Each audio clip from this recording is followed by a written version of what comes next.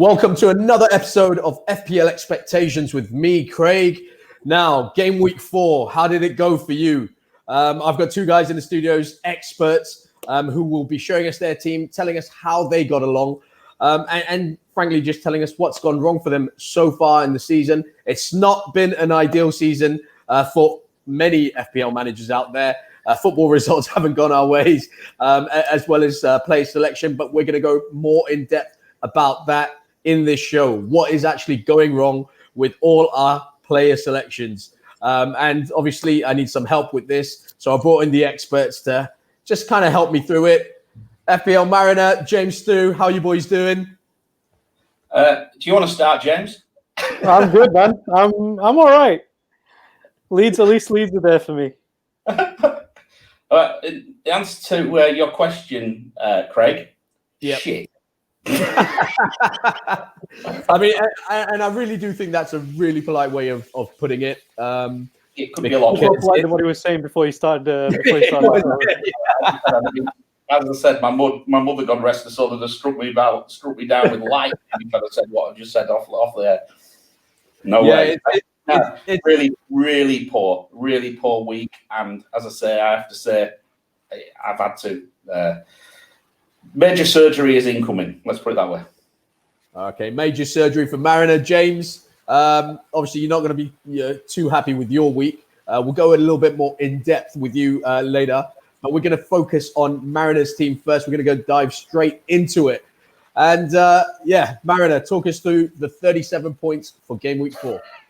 Yeah, 37 points on an average of 48. Game week rank of 5.1 million. I'm getting nosebleed territory in it. Wow, what bloody fabulous that is. Really poor. Compounded by the fact that my wife beat me for the second time in 2 weeks with 59 points. So I'm now 2-0 down in the Mr. and Mrs. Challenge. Really bad. Just looking through the team, Ryan, he's got some decent fixtures coming up, so let's hope he might perform in the future. Kyle Walker-Peters, I'm happy with. That's one of the few shining lights, I think. I thought he looked really good. Alexander Arnold, I've just watched the highlights on YouTube. Well, it's like Keystone Cops, isn't it? They're like Keystone Cops. They're dreadful. I'm not even sure whether I want to go with a Liverpool defender, given the fact that dustbin is in goal. Yeah. It's nothing short of. You may as well just put a dustbin there. I think it'd save more. Honestly. Just adding to that, I've read news that Alisson could be out for potentially 4 to 6 weeks as well with his injury. So, the dustbin keeper, rather, will be there for a little bit longer. Captain DCL then, eh, everybody? Right, next. Justin, well, I think he's probably on his way out eventually when Pereira comes in, but nobody expected some of these results, did we? So I won't worry too much about that at the moment. Prudence, I thought he was poor, but I don't know whether he was just a bit rusty from coming back from injury. Kevin De Bruyne, my God. Hit the inside of the post. I nearly jumped through the window. Early doors, and then quite frankly, just got more and more frustrated. I sent you a message, I think at half-time, saying I'm going to bed, but he's going to blank. You did, and he blanked. That compounded by the fact that then Mo Salah, if in doubt, Captain Salah, rule to Chris, learn for the future, young man. 13 points, happy with the points, but obviously would have been happier if I'd captained him. Rashford, well, bloody hell, how bad were Manchester United? How bad they were. Awful. Just terrible. And quite frankly, I think bringing even one Manchester United asset in was a mistake at the moment. DCL, I love him. He's my boy. I talked about pre-season. It's one of the few things that I've actually got right so far this season is DCL. I think he's just brilliant. I mean, he looks. Yeah. He just looks so good. That header was just Duncan Ferguson all over, wasn't it? Yeah. And the camera did pan to Duncan Ferguson on the on the bench. It's quite fitting. Amazing. Then Public Enemies number 1 and 2. Shay Wheelie Bin Adams, who quite frankly couldn't hit a barn door from 2 yards, or as I put on Twitter, couldn't hit a cow's ass with a banjo. Bloody awful. He's gone out of here. Toast. And also her Werner as well, another one, toast. Absolute shit. I cannot believe how bad he is. I'm sure he'll improve, but he can only improve, can't he? Well, yeah, he can only improve, can he? But let's face it, it was bad. So no, he's gone. Yeah. He's gone. And I undernad, and looking at the fact that I've got some injuries, Ferguson probably has only got one leg. We thought he might come back, but perhaps might not. Taylor at Burnley, I brought him in to cover for Vinegar, who I took out. Another major mistake. Souček, I was really happy with, but he sits on the bench at the moment. So I've hit the wild card. So that's that. I hit it this morning to try and get on the price, on some of the price rises. And I suppose we can talk about that later, mate. But yeah, all in all, a complete unmitigated disaster. Yeah. So 37 points, wild card activated for FPL Mariner. James Stu, we're going to come over to you and have a look at your team and see how you got on for game week 4. I didn't hate it. I was actually quite happy going into the last couple fixtures because I still had my captain to play, and I had been pretty confident in betting against City this week, and that had worked out. So I felt pretty good. But then, what was that? Was that with your Leeds kind of hat on, or I don't know, man. I messaged the group that morning because I had this moment where I was like, oh my god, I don't think I can play anymore under these circumstances because I think I had Trent. Someone had said there was a chance he had COVID. Yeah. Peters, I don't think he's going to be playing. I took a gamble that they were going to put him on the wing. Shaw has been absolute dog shit, so I thought he's probably due for rotation. So I had 3 questionable defenders, and I still used my transfer to bring in Click against City. Yeah. So when I did that, I thought, well, maybe I don't have the temperament to play fancy with my team in the league. But I really did believe that we were going to win that game going in. It looked bad for 2 minutes at first, but we fought our way back in. Yeah, I mean that's something you made very clear on the group. You were confident, at the start of the day on that Saturday. You were very confident that you'd at least get something from the game, and that's why hence why you have City assets, but no captaincy there. But you did obviously give the captain's armband to Jimenez against Fulham. Just talk us through the team. Start from your goalkeeper and just make your way out. Yeah. So Ryan, as Mariner said, there's I think most people seem it's a to either Ryan. It's a 4.5 keeper. If you get something, you get something, right? I mean, it's not something you're going to look too much into. Yeah, not a big deal. Trent, everybody's got Trent, so that doesn't really bother me. Dina, poor guy, man. I feel as bad for myself as I do for him. Fucking Brickford, just drossing. I feel so sorry for him and myself. Yeah. I'll be honest. I'm surprised I've not got anything from him. I think I got an assist last week, but you got I really had high hopes for him.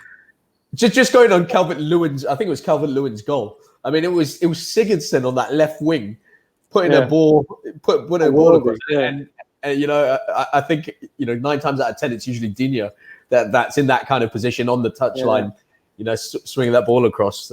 So yeah, maybe a bit. It's funny, because I don't have a kid, and I don't give a fuck about Everton really, so I don't get to watch all the games. And I remember when I was making my decision on my wild card, I knew I wanted an Everton defender, and I knew I wanted a United defender. And I was glancing over Twitter, and I saw it was Big Man Bakar's suggestions, and he had Coleman and Shaw. And I thought, nah, I'm going Dina. But all right, I'll listen to Shaw. How that's worked out is, not great. I think I made the wrong decision on both of those counts. So yeah, I'm pretty disappointed with Dina, to be honest. I really thought it's $6 million, man. It's not a fucking joke. It's a lot of money. Yeah, disappointment. Sace, pretty happy, cool. Click. I don't know why in my mind I was so sure we were going to get a penalty. I don't know why, but in any case, I felt like moving in the direction of pen takers was a good idea. I don't know. Yeah, Whatever. and it could be for the long run. Yeah, I really think. I mean, they seem to have amended the rule a bit, but I still think they're going to be a little bit antsy about it. And having penalty takers is. I still think, like after having seen how Leeds are coming out, I still think there's great value all across that front line. Bamford maybe it's on this way. I think actually when I'm looking at Rodrigo, because his value's been going down as Bamford's going up, and I think he's going to start starting soon, and he looks lively. So I think it's good value. If he plays anywhere near how he did when he came off the bench, I think it's only time before he makes that starting lineup. Yeah, so I think there's good value in Leeds in general. Podence, I didn't. It's 5.5, so he's not going to return every time. So I'm fine with that. Sterling, good return. Yeah, good return. He could have scored more. To be fair, he could have done a lot more. I always thought like when they put the BBC lineup up, they put him up front, and I always think he's better cutting in from the side. Yeah, but he didn't really. He wasn't glued up front. He was pretty. I thought he looked good. Definitely the biggest threat they had, I thought. Yeah. De Bruyne hit the post with that free kick early on. Yeah, I think Mariner covered most of it. Mariner didn't watch second half. I don't. You watched it. We watched it together, and I think he was just fucking exhausted by the end, dealing with the press that we were, the amount of running that we make you do. Yeah, I think he was just fucking knackered at the end.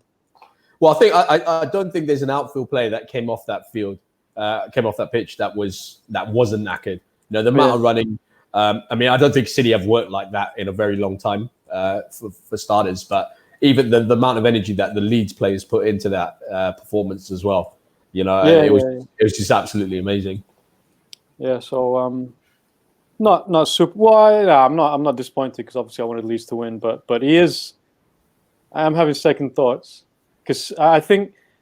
Look, I mean, I guess we'll talk about it later, but you've got United, Liverpool, and City all kind of in a bit of a rut, and I think.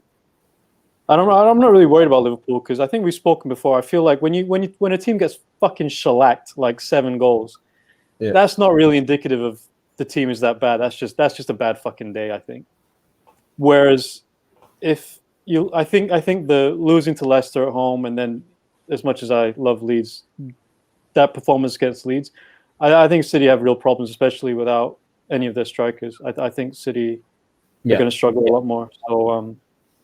As much as I think De Bruyne's fucking amazing, I think he's someone that I'm looking at. I mean, this could be a case if Jesus doesn't return after the break and Aguero continues to be injured. It could be a case for 4.5 Liam Delap. Oh, is that a thing? Yeah, okay, could very well be a thing. I was going to get onto it. Like the only thing that I was happy about, well, apart from James, was the only thing I was happy about this week was that Brewster got sold to Sheffield United. Sheffield United, yeah. So I've got a 4.5 striker there ready to go. You and me both, mate. You and me both. But, going on. So James, fucking amazing. Love that guy. Yeah. Awesome name, also. Richarlison, a disappointment. Yeah. Yeah, that's just a very regrettable decision on my wild card, going Richarlison over DCL. I must have, I should have listed Mariner, definitely, because I don't know, man. Like, I just think about after the restart, I don't think DCL scored a single goal, did he? No. And then he's come back and he's like the reincarnation of Pippo Inzaghi or something. I was looking at that. There was like, he's had like 9 goals this season, 7 1-touch, 2 2-touch, or something like that. Correct. It's been absolutely a ridiculous transformation from DCL. That's amazing. So that's just a regrettable decision. And Jimenez, I mean, I think I watched 3 games this week. I couldn't ask my wife for any more, so I didn't get to see that one. There you go. Did you manage to catch the highlights? Did you see the 1-on-1? You had a couple of chances. No, I didn't. I find that Wolves always let me down, or either if I captain against them, they fucking play like world beaters. If I captain them, they play like dog shit. So I find as soon as my other De Bruyne would have been the other captain, so he blanked. So I always feel like I'm playing with house money. So if when Jimenez blanks, obviously it's a disappointment, but I wasn't that upset. Well, like you, I've got Jimenez as well, and I kind of fell into that trap last season. I think he was playing Villa. Who were right down at the bottom, battling for their lives. And I just will always remember that. I gave him the captain's armband, and he just absolutely ruined me for that week, which I thought was a shoo-in like Fulham were. So that's the only thing that made me stay away from giving Jimenez the captaincy. I don't see how Wolves score without him. So that I always think if they're going to score, he's going to be involved in some way. Correct. But I mean, going into this week as well, the one thing, or last week rather, the one thing or the one stat that really stuck out to me is that he rarely scores braces or more than one goal. And that was kind of telling for me. And if it's obviously, I think in the current week that it was, if it got a goal, you'd be flying and you'd be well happy with that. But yeah, I think that was the only thing that deterred me from giving him the armband. But yeah, all in all, James, sorry, what was your final points? It was 49, I think, 47. 49. So it's a fairly decent week. Can't complain too much. I've been having some nightmares. I've not had Salah the whole season, so I'll take that. Yeah, for sure. And now we're going to go on to the segment which I think we can really delve into what's actually going on in FPL and what the actual the problems that we're facing. Can we take my team off when we? Can we? Yeah, we will. Sorry. We'll go back to this. Marino, I'm going to come to you. I mean, you being the stat man, kind of give us a little insight right now as to what's going on. We've seen the stats. I mean, you crunch the numbers. I mean, what's not really working out currently? I think one of the most interesting things is the fixture difficulties. If we look at the fixture difficulty sheets, which are hovering around various places on Twitter, Ben Crellin's one, for example, and you look at Aston Villa against Liverpool were +4 by difference between with them and Aston Villa. Manchester United against Tottenham, Manchester United were +3. Leicester against West Ham, Leicester were 2.5+. All those three results are against everything that we think is going to happen. James made a point about the Villa game. There was the Villa game as Liverpool. Yes, Adrian was terrible, right? They looked really poor, but there were 3 deflections, and there was one absolute humdinger balls up as well. So there's 4 goals out of that, and that matches up with the XG. You can see therefore that actually, Villa should not have scored as many goals as they did. So what we're seeing, I think we're seeing extremes. I think we're not seeing it. It's certainly not settled down yet. And whilst I've hit my wild card, I'm still in a bit of trepidation about it, to be honest, because I'm not entirely sure who to bring in. Because you can follow the Joneses, you can jump on the Bamfords of these players. But Bamford, as I mentioned, I think last week, if he carried on at the rate he was at, he was going to score something like 450 points. And Mings, if he carries on, is going to score something like 418. Well, I mean, look, that's completely unsustainable. So, I mean, just coming on to that, you're on that wild card, and I think you're in a real dilemma now, because I don't think the results or the players or the performances have evened out. I mean, we always get at the start of the season, one of the lower ranked teams like kind of surging to the top of the table, and as time goes on, the weeks go by, it kind of some sort of normality comes into it, and the cream rises to the top and all that. But we're 4 game weeks in. There's nothing to suggest that this is going to happen. We've seen over the weekend. I mean, James hit it. Saying about City. He thinks that the real problems that United obviously have their problems. How important is the next 24 hours? And I'm saying that because of the transfer window. Yeah. I mean, great point. But I say I think you can predict certain things. I expected that clean sheet from Wolves last night. Okay. We expected that. And that's why I brought a Wolves defender in, but I went with Vinagres. That was my mistake. I could have gone with Saiss, and I maybe wouldn't be wildcarding now. Yeah. Little things like that can completely screw your plans up. It takes the just fix it.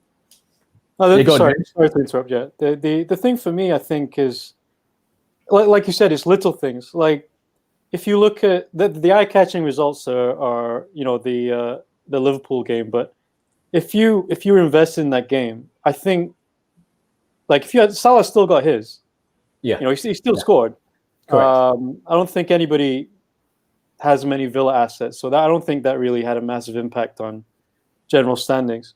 The thing that is really affecting me, I find, is the inconsistency.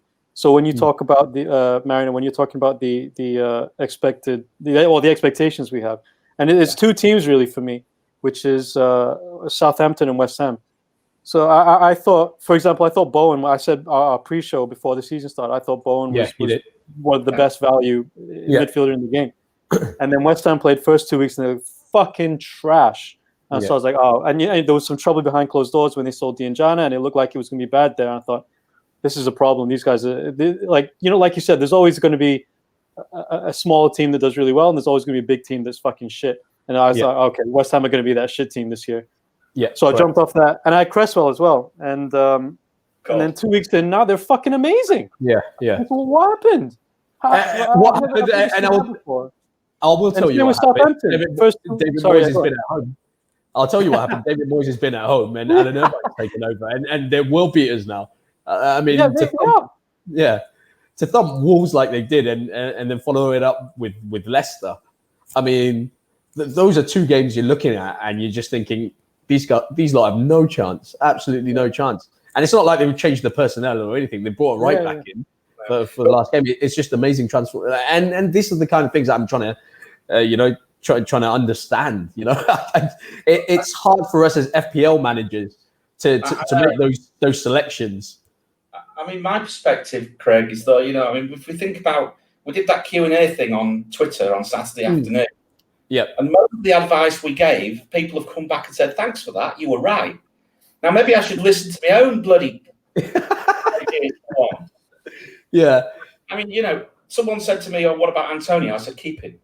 They go on the break. They're hey presto. Now you say I've got bloody Souček, and I would love Antonio, but who knows? But going back to what we're saying about what we expect, we expected Wolves to win 1 or 2-0. I didn't expect any more than that. And that's why I didn't captain Jimenez.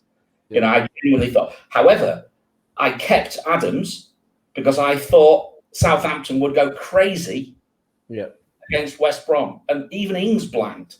So it's like you say, teams are going to regress. Teams are going to improve. I think a team like Burnley are due a 0-0 draw. The first thing you saw when you're in a bit of a funk is your defence. You stop conceding goals, right? Yeah. Stop conceding. That's what he'll do. He'll stop conceding. I think there's a couple of clean sheets in Burnley coming up in the next few weeks, and I'm just about to take Charlie Taylor out my side. There we go. That's the Mariners' life at the moment. But no, I think if you look at it realistically, certain teams will do what we expect them to do. I think it ultimately will start to level out. I think we're just seeing some quite extreme results, which, quite frankly, are almost freak results. I mean, the Manchester United game against Spurs, again, crazy. Another one where I was hiding behind the bloody sofa. Every time Son and Kane get going, I'm just wanting to turn the TV off. I'm going to have to. This is one thing. I'm joining that party, both of them. I'm going to have to. I can't risk going. Well, that's another thing. Yeah, that's another thing you're touching on. I mean, I think the week before when Son got his 4 goals, I think the mass kind of brought him in, and then obviously hit the crossbar twice, which is what we talked about, Mariner, last week. Hit the crossbar twice against Newcastle, gets taken off with an injury, which is expected to see him, out until after the international break, and then everyone sells him to bring someone else in, and then he goes and starts and grabs 2 goals and an assist or whatever it was. I mean, it's just those details. I mean, if anyone kept the faith and said, "Look, I'm just probably going to save this transfer and just play my bench midfielder or whatever it was," the rewards for that would have been incredible. I agree, and I might. To be honest, I've seen it on Twitter where someone had him in game week 1, sold him in game week 2, bought him in game week 3, sold him in game week 4. Yeah, Villaronka, the best player in the world. Who was that? Sorry, who was that, James? Sorry, Villaronka, the mythical fantasy player, who's like top 1,000 every season. And he actually did that. Supposedly, yeah, that's what the word was. Yeah. Yeah. So I mean, it's crazy in that sense. But I'm going to come back to you, Marino, because you're on the wild card now. I think a name that obviously most people have, Trent Alexander-Arnold. Is it worrying? I mean, we can talk about the form and the fact that Liverpool shipped in 7. I mean, it's not entirely his fault, obviously, but I mean that Liverpool defense looks a bit rocky. We bring him as a premium defender for his attacking returns rather than his defensive. But there's been a bit of lack of that as well. He had a great free kick in a great spot, towards the end of the match, and straight into the wall. And those are the things that we're kind of paying the big money for. His attacking output. But Robertson on the other flank, at 0.5 million cheaper or whatever he is now, is possibly looking like the better value. Yeah, I'm just looking at this. I'm just looking at his stats now. I mean, Robertson's got better XI than Trent by a distance, I think. So, I think the 0.5 is a definite option to save at the moment. If you wanted to consider Robertson, but I'm actually considering going without them altogether. Yeah, that's another thing I was just going to come on to. Yeah. I'm actually considering going without them because I think, what can I do with that 5.5 price point? All around that. So there's Castagne now, who looks like a decent player. There's what's his name, Reguilon from Spurs, who's going to be coming in soon. Bit of rotation risk though. He is, but as someone to watch. I'm not saying I'd bring him in now. Yeah, but someone to watch, and Chilwell as well. And I think he looks the best option for Chelsea. I think he looks a better option and less of a potential rotation risk than someone like James, I think. So for that reason, I quite like that 5.5 million price point at the moment. And I think I wouldn't say I would go without them for a long period of time, but I think you'd still look at perhaps easing one of them back in when the dustbin eventually gets replaced in goal, and we end up back with Alisson. But I don't think it's one of my golden rules. I would normally keep these players one of these players all year, but I am actually tempted to jump off for a short period of time. As I said, I just think there are some other options out there, and I think ultimately, what do we want? Do we really, at the moment, do we really even expect a clean sheet? The answer to that is probably not. Well, that was my next question for James, actually. So, off air, we talked about the goals that are flowing in, and there's a severe lack of clean sheets. I mean, it's a goal fest every game, it seems. Is that something to consider? Going without a premium defender, just playing your 4.5 defenders, and really investing that money, the extra money that you create from that, further upfield. I mean, you're talking to the guy who has fucking Dini on his team. I definitely think. Well, actually, I just want to, before we go, just add to what you guys were just talking about with regards Trent and Robbo. Like, I'm a big attitude guy and a big body language guy, and I feel like Liverpool are still. They're clearly fucking quality, but they're still I feel a little bit like we're the champs. We're going to ease back into it. There's no worries. City aren't playing particularly well. Yeah, nobody's really challenging us. We're not really pressed here to be playing our best. And Trent, he's such a better player than Robbo, but he's not a high intensity player. Yeah. And so if you're talking about who's going to be laid back, it's going to be Trent because he's that kind of dude. He's such a good player, great football IQ, but he's not active. Hardworking enough. Not like Robbo. Robbo doesn't know how to play any other way. Yeah, we'll bust a gut to get down that. Like we're going to win it anyway. He doesn't know how to play at 70%. He's going to be going 100% every time. So if I had to choose, I think Robbo's a much better prospect at the moment because no matter how Liverpool play, he's going to be up and down that fucking wing. Yeah, fair point. Same thing. Like I was watching Match of the Day just now, trying to get ready for this show, and I was watching United. Now I stopped watching I watched it once, and then I watched it again the second time, but I didn't watch United. I watched Pogba. I feel like I hate Pogba. I'm a big guy where if someone's a bad attitude, I want them out of the locker room immediately. No matter how good he is, he's so good. Yeah. But I was just watching Pogba, and he was always like on the edge of it, and the team would lose the ball. He wouldn't lose the ball, but he also he doesn't bust the cut to get back. Get it. Yeah, he just and then he gave away that lazy challenge at the end, and it was just there were so many goals that were happening in or around his area, and his attitude, his body language just looked like. Yeah, I'm not in the mood, and I really think body language is, or it's just general malaise. I don't know if it's like, we've got the built-in excuse with Corona. I don't know what it is, but I just see a lot of when you talk about why we having all these goals. I think a part of it is just a general malaise that I see across a lot of players. And do you reckon? Coming back to one of the points Mariner said, do you reckon it's anything to do with? The lack of fans, or no fans in that stadium, does that play a role in it? I mean, it's hard because the only team that I really know well is Leeds. Yeah. And we play fucking every second, every blade of grass. Yeah. So it's hard for me to say, because we don't have fans at Ellen Road either, and we're still doing it. And so if you point me in that direction, I'm going to blame management. Because I feel like it's on you. Like we're playing that way because Bielsa gets us to play that way, and everyone's bought in.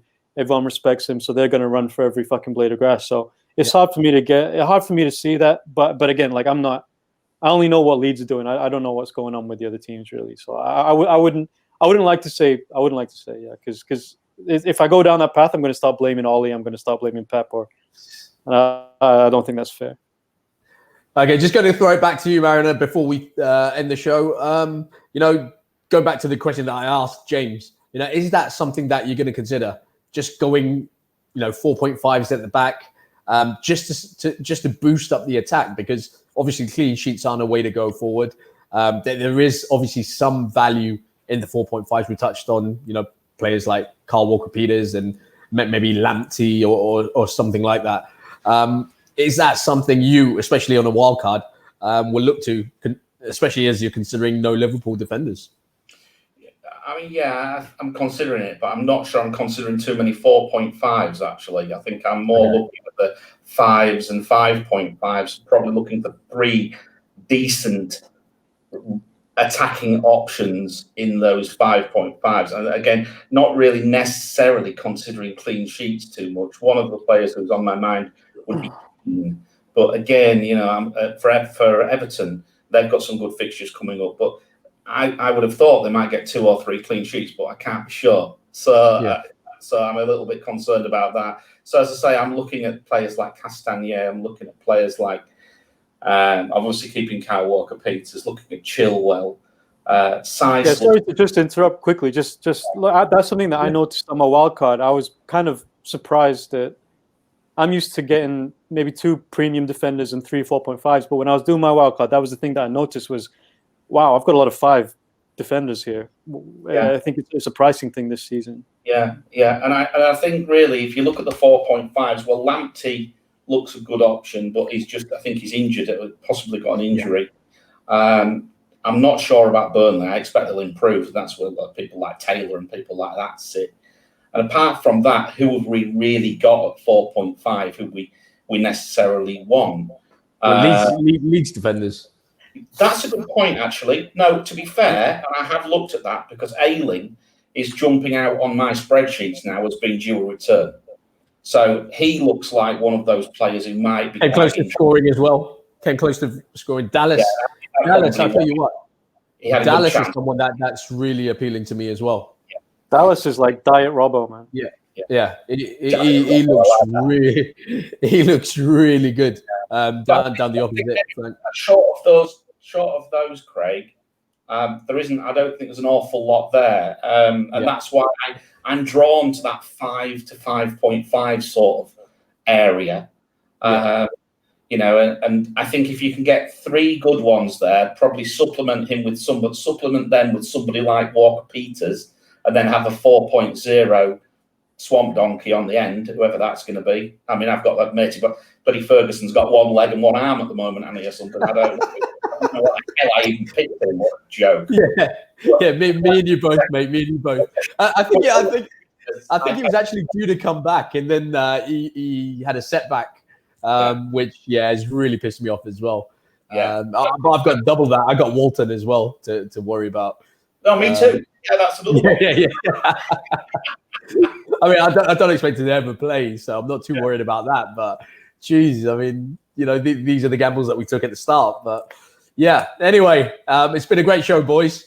Thank you so much for coming on. I hope, give you a few days to kind of cool off before we dive into, especially you, Marion. I'm going to come back to you at some point during this international break, especially with you on your wild card, and see how you're getting on and what you're chopping and changing.